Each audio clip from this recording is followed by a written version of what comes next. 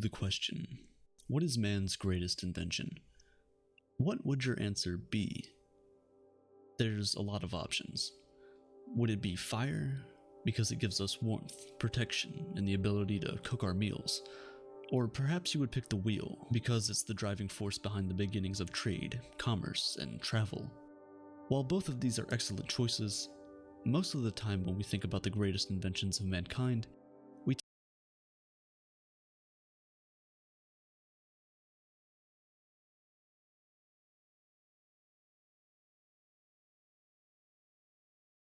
tend to forget one of the most important ones of all: money.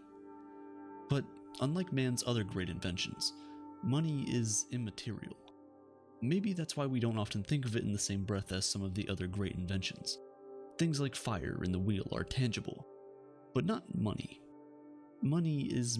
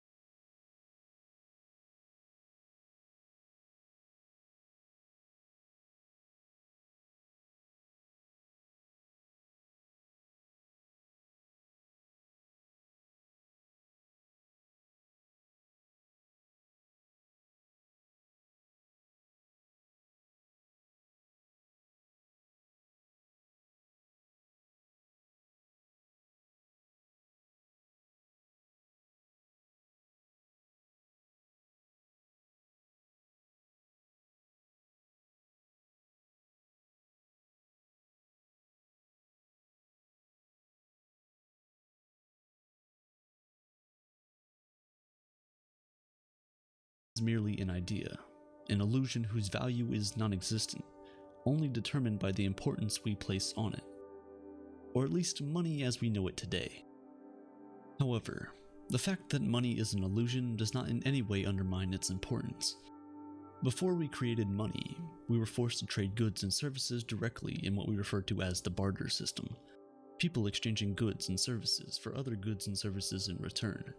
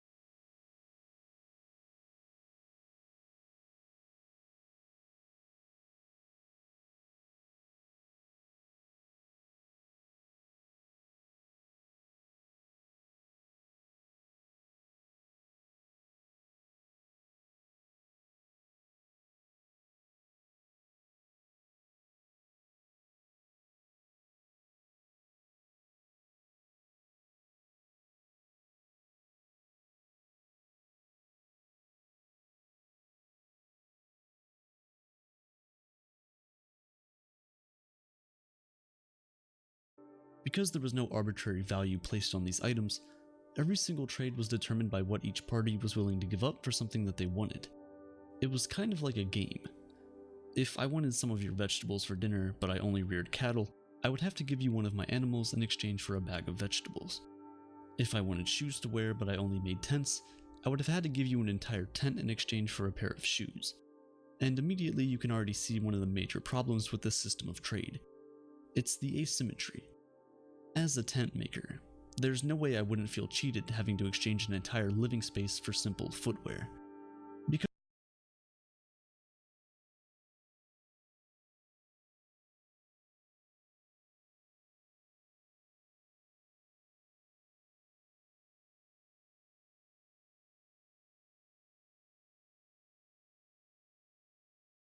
Because there was no standardized medium of exchange, it was very difficult to get two people who needed things from each other to come to an agreement. Having to wait until a double coincidence of once where two people need the exact opposite thing at the same time was also very difficult and inefficient. And that wasn't all. You see, our money is not only a medium of exchange, it's also considered a store of value. And before the invention of money, some people could never store their wealth for no fault of their own.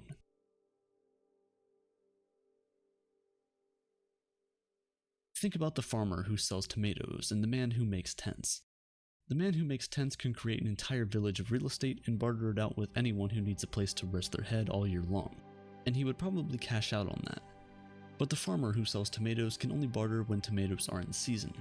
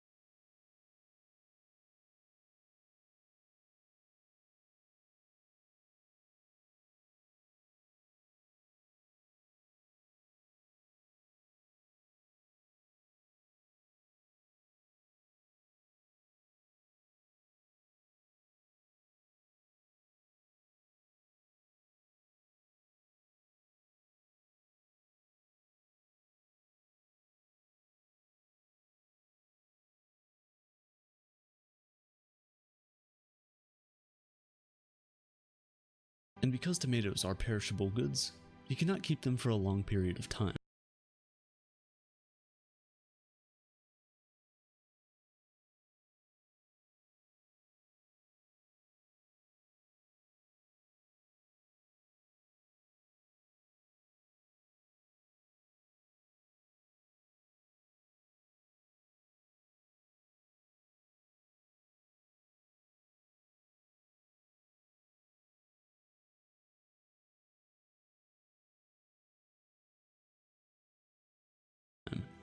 So, although he would be putting in the same effort into his business as the tent maker, there's absolutely no way for him to remain wealthy all year long.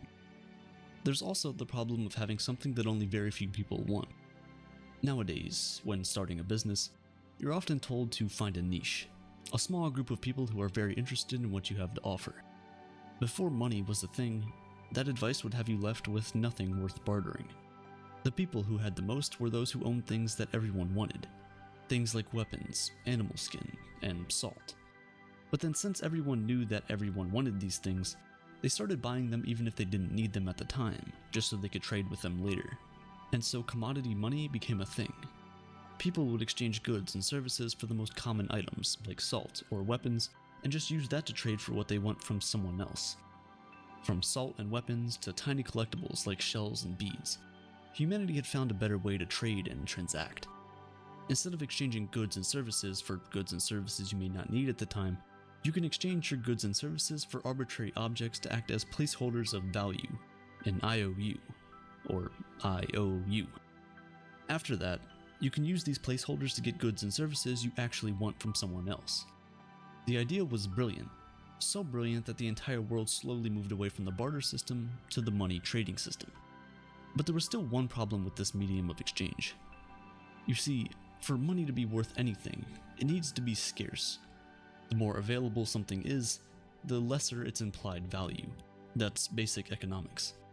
If everyone can get their hands on something, it can't be worth that much, right? So things like sand or shells that you could easily pick up on any beach weren't really a good measure of value. As a result, around the year 770 BC, the first metal coins were created in China. As a sort of homage, the Chinese made miniature versions of the tools that were once regarded as currency. They made the coins circular so that it was easy to reach into your pocket and take them out without hurting your fingers. Then they cast the coins in bronze.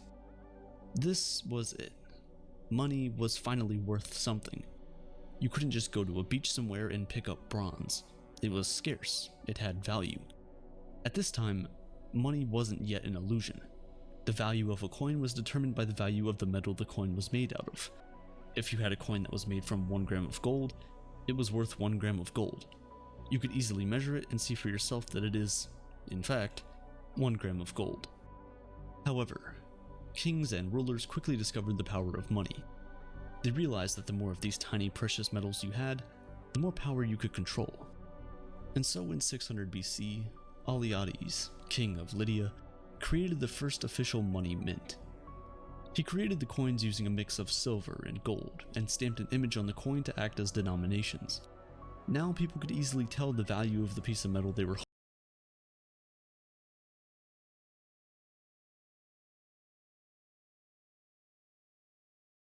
holding simply by looking at the picture on its face. But the kings of the world wanted more money, and precious metals were too expensive. To produce more money, they started slimming down the coins.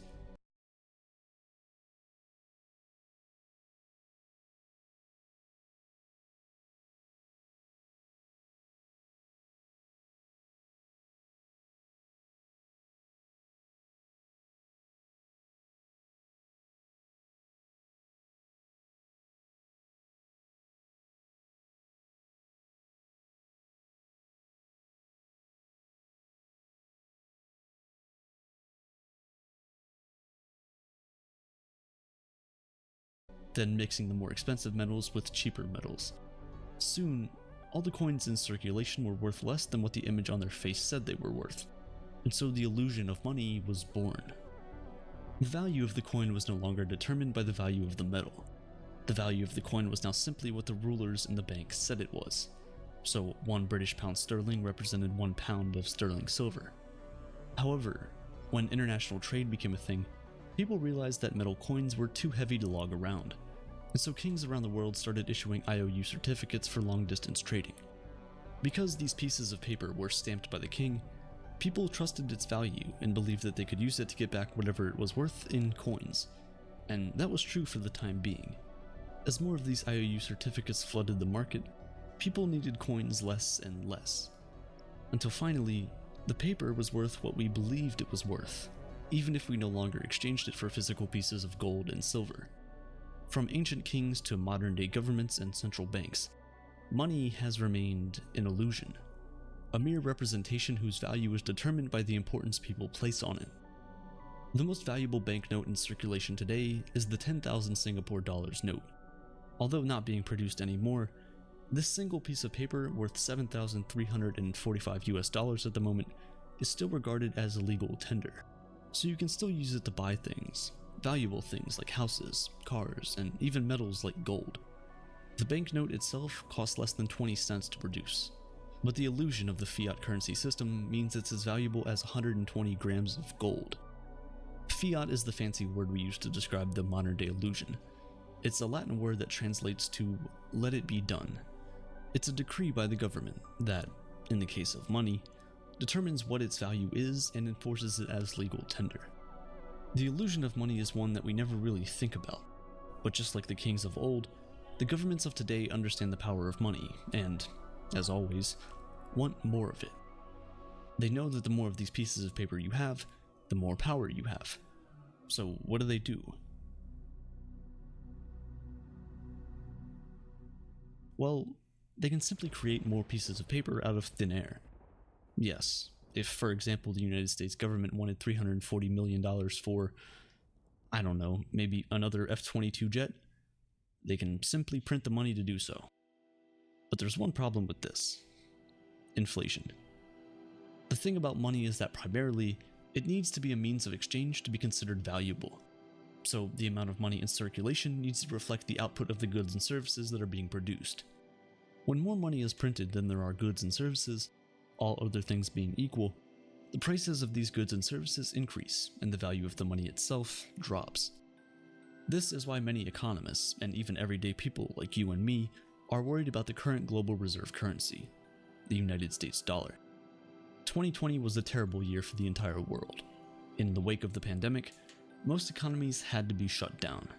The goods and services available and the general output of the economy was reduced to mere trickles, and the world kind of came to a halt for a while. Because there wasn't as much money flowing around, to keep the economy from going under and basically our world falling apart, the US government started printing money at a rate faster than has ever been printed before in its entire existence. Right now, 40% of the US dollars in existence today were printed in the last 18 months alone. That's outrageous. And because the output of the country hasn't really increased by that much, eventually, the prices of the goods and services might start to skyrocket. You can see this taking place in the price of commodities, such as lumber, which had as much as tripled in price from just a year ago. If you haven't noticed, some of the prices of the things at your favorite restaurants are now slightly higher than they were last year. It's an ever so small increase. Maybe the guac at Chipotle is 20 cents higher, but it's happening right there under your nose. On the surface, it seems like a good thing that governments decided to send out stimulus and unemployment checks to their citizens. But the reality is, it's a double-edged sword. Of course, it helps those most in need, and that's a good thing. We're at the point where, because of inflation and a slowed economy, people really aren't able to get the right jobs at the right times. Sometimes it's not even because they don't want them, but because it's simply worse than the alternative. For example, in the United States at least, if you're a waiter or a waitress, you aren't required by law to be paid even minimum wage. Some are literally paid $2 to $3 an hour, with the rest of their income coming from tips. But with a lot of restrictions and rules in place around the country, and not as many people going out, there's less customers. Less customers with less money means less tips. If your employees aren't making enough money, they're gonna quit. Simple as that. If your business doesn't have employees to help you run it, you're going to go under. It's a domino effect. But what can you even do? When you can earn more money from unemployment and stimulus checks than you would from being employed, why even look for a job in the first place? You see, the Federal Reserve of the United States is a very sneaky way for the government to essentially create money out of thin air and pump it into the economy without people thinking too much about it.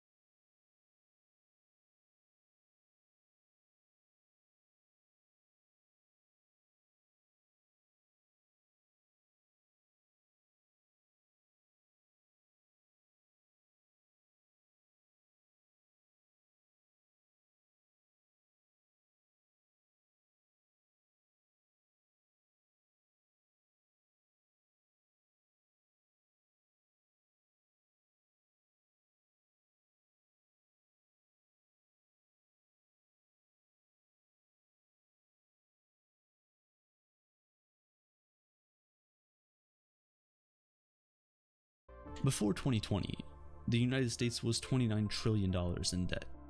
It's an unbelievable and inconceivable amount of money to even begin with. This debt is obtained in the form of bonds and treasury notes, which are basically just pieces of paper that say the government will pay you so-and-so amount plus interest. Right now, a 10-year US Treasury bond will return you about 1.23% on your investment at expiry. So if you put in $1,000 today, you'll have made $12.30 by 2031.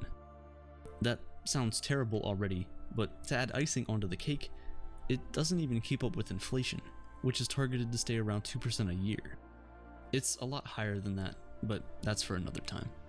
By investing in government notes of your own country, which issues the currency you use every single day, you actually lose buying power over a decade. It is weakened by the day. But regardless, banks, businesses, and individuals around the world buy these bonds and treasury notes, and the government uses all that money it gets back how it sees fit. However, when it's time for the government to pay its debt, all the money they made has already been spent. So they buy back all the treasuries and bonds, but only from the big financial institutions, and then pay them back with new money created out of thin air. Since March 2020, the Federal Reserve has bought back over $1 trillion in bonds, and is planning to continue to do so for the foreseeable future. With all the new money pumped into them by the government, banks can now give out more loans to people, earn more interest, and help grow the economy. But this increases the total amount of money in circulation, reducing the value of each dollar. With multi-trillion-dollar stimulus payments and infrastructure packages, it makes you wonder how long this stuff can go on for. New money steals value from old money. The amount in your bank account doesn't change, but because of the new money the government has just printed out of thin air, your money is no longer valuable as it once was. Basically, every second you store your wealth in any fiat currency, such as the US dollar, it is being devalued. You could stare at your bank balance, and day by day, you'll be able to buy less and less things with whatever you have left. The reality that money is nothing but an illusion is one that we must all embrace, because only then will the path to financial freedom become clearer. It's all a game that never truly ends. Understanding that money does not have any intrinsic value in itself, but instead only inherits the value we give to it, will prevent you from trying to store up your wealth in currency. Instead, using that money to acquire assets that will appreciate faster than inflation is the only way to win the game. And it's not really winning, it's avoiding total loss. As more and more money is printed each and every day, the value of each dollar in your pocket will continue to decrease. But the dollar value of the assets around the globe will continue to appreciate in value. But it's all a mirage, it's smoke and mirrors. A stock market that is literally in up-only mode may make it seem like it's all okay. But it isn't. It's all denominated in the same currency that is slowly dying each and every day. For example, if you were to denominate the Dow Jones, which is just a performance measurement of 30 large United States companies, in terms of gold instead of USD, you'll see that we're basically at the same place we were in 1997. Smoke and mirrors. But what's the end goal of all of this? With fiat and an unlimited supply of money, will the value of each currency just continue to decrease until the end of time? Will the gap between the rich and poor just continue to grow wider and wider? Or are we finally going to fix a problem as old as man itself, and stop placing our financial success in the hands of those who are destroying it day by day? Only time will tell. But just know, there is a way out.